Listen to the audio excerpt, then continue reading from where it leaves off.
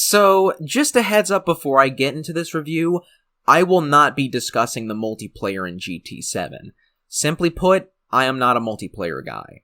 In fact, I probably haven't played a match in any multiplayer game for the past year, believe it or not. It's just not my kind of thing, especially when those kinds of gamers have to ruin the fun of it with the toxic sludge that they masquerade as a voice chat. So with that out of the way, let's get right into the video. What's up, Speed Demons? It's your boy Slayer here. So, I'm finally doing it. I'm reviewing a game that wasn't released 5 or more years ago. I won't lie when I say that I live a life stuck in the past. I mean, who wouldn't want to given the current circumstances? But once in a blue moon comes something that grabs you out of that hole and into a world of both new and old.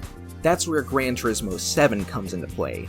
I have been stoked for GT7 ever since getting news of it on a lunch break at an abysmal fast food job that I used to work. It has been 2 whole years since then, and the hype has been immense for the entirety of that duration. Since 2 full rotations around the sun is a long wait, I used that time wisely to play through and review the 3 best games in the series. But now, GT7 is finally here, and the only question is, can it possibly live up to all that hype? Well, no. Now, don't get me wrong, I still think GT7 is arguably the best GT game in recent memory. Now I'm starting to doubt that in all honesty. What with 5 and 6 not really living up to past efforts and the initial bed-shitting of sport really nailing the hammer in the dark ages of Gran Turismo. I've had a lot of fun with GT7 and still plan on playing some after this review, but it is not a perfect game and could have been somewhat better. It's a return to form with some noticeable flaws and an amalgamation of everything good and decidedly bad about Gran Turismo's tenure across 5 home consoles. So, let us waste no more time and dive into the latest incarnation of the real driving simulator. The first thing we are greeted to is a musical rally of all things. I honestly don't give 2 craps about this mode, although driving a 50s Porsche across French hills to a disco remix of various classical tunes was quite a thrill. More so because I like classical music and not disco. That genre honestly deserved its explosive death. Then we are greeted to a glorious intro movie, set to none other than Moon Over the Castle. Finally, they made Moon Over the Castle the universal theme for Gran Turismo, and not just the Japanese version. I had a smile on my face that was as wide as Chile is long. That is fan service done right, and I applaud the devs for that. After that, we enter GT7's career mode, and this is where it's gonna get controversial for longtime fans. This is a decidedly more linear career than any of the old school games. The first couple of hours are really hand-holdy, and it'll take some time for everything to be unlocked. This is due to the new GT Cafe being the main hub for the career. You'll have events given out by these talking icons featuring real-life faces on them. A weird but unique aesthetic that I don't really mind. Thankfully, that does mean it takes a couple of hours to unlock multiplayer. A giant middle finger to the Supreme Hoodie Brigade who call themselves gamers but turn a blind eye to whatever brilliant single-player story a game may offer. With the talking heads, not the band by the way, GT7 feels like it's trying to have a bit of story in there, or at least the bare minimum of one, which is fine, but I really wish the game was more open like GT2 or 4. But let's stop complaining a bit and get into the content on offer here. GT7 honestly feels like a giant expansion pack for sport. We've got 100 plus new cars and a handful of new tracks. The towering triumvirate of High Speed Ring, Deep Forest, and Trial Mountain all return with some redesigns. There are some mixed opinions regarding Deep Forest's new hairpin and slight deforestation, but honestly, this incarnation is starting to grow on me. I really like the new Trial Mountain even if the Yeet chicane bit the dust, and this new version of High Speed Ring is the best it has been since its expansion in 4. Alsace Village has a new layout alongside Lake Maggiore, and Daytona is here as well. All of this is good, but there are still a ton of old school tracks missing. I'm expecting Midfield Raceway and Grand Valley to return soon, but what about Tahiti and Red Rock Valley? Considering that Tahiti is now in the Scape section, maybe there's a chance of the former making a long-awaited comeback. fingers crossed. With 420 cars, Gran Turismo 7 might not have the biggest roster, but it's still a rather decent lineup. Used cars make a return too. Any car that was released prior to 9/11 resides here, or in the Legend cars market for those iconic oldie goldies.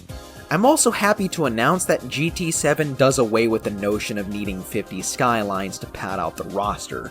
What was the point of having low-powered models in GT2 and 4 other than making the car count bigger? GT7 is planning on adding more cars down the line, so hopefully they'll add the Escudo Pikes Peak, Nissan Pulsar GTI-R, Mercury Cougar, and other greats from the first couple of games. As for favorite tracks, Dragon Trail is a modern classic along with Alsace Village, both worthy of being in the first couple of games. Fisherman's Ranch is the best rally track in the game so far, even if there's only 3 of them, Christ's sake. And of course there's the classic tracks, which I obviously use the most during casual play. The driving physics, as always, are fantastic, and there's plenty of options to make it easier for newcomers. If you're new to sim racing, Gran Turismo 7 is definitely worth checking out. Even though the license tests return, they are noticeably easier this time and nowhere near as much of a roadblock as they were in GT4. I'd even say that arcade racing fans might get a kick out of Gran Turismo 7. And Gran Turismo 7 has the best GT soundtrack in years, mostly Japanese rock music as well, all of which fits the mood perfectly whether you're racing fast or cruising slow. A lot of it is taken from GT4, maybe a bit too fan-servicey, but I don't mind that in all honesty. Daiki Kasho tunes are no Judas Priest, but it beats most other modern licensed soundtracks by a country-ass mile. As an evolution of the decal editor added in Sport, we now have some rather great customization options, including spoilers, rims, and other various body parts. It's good to see Gran Turismo adding a level of customization that rivals that of which has been seen in Forza since day one. And there's tons of user-made paint jobs to spice up your car. It's like the racing modification option from 2, except on a whole new level, and something I'm very happy to see included for once. But of course, like I said before, GT7 isn't perfect, and its current biggest sin is the lack of career mode content. That and microtransactions, but I'll get to that.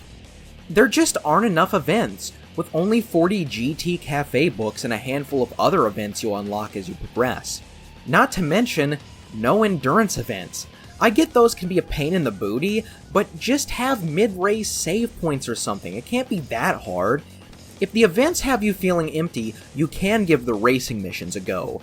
These return from GT4 and are a great blast of nostalgia. They range from passing other racers to preserving fuel or drag races. These are a lot of fun, and I'm so glad GT7 included them. But the events aren't the worst thing about this game, like I said, because GT7 is now infected with a bad case of capitalism's worst: microtransactions.